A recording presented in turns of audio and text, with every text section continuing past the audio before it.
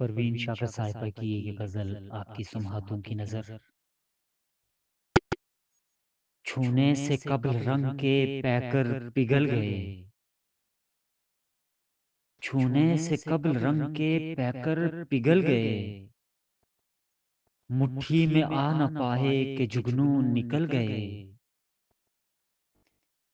फैले हुए थे जागती नींदों के सिलसिले।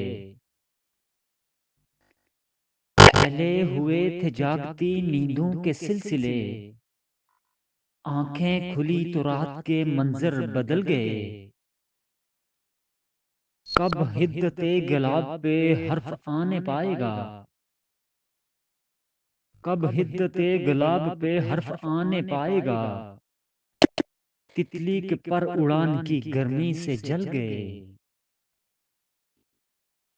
आगे तो सिर्फ रेत के दरिया दिखाई दें। आगे तो सिर्फ रेत के दरिया दिखाई दें। इन बस्तियों की सिमत मुसाफिर निकल गए। फिर चांदनी के दाम में आने को थे गुलाब। फिर चांदनी के दाम में आने को थे गुलाब। सद शुक्र नींद खोने से पहले संभल गए।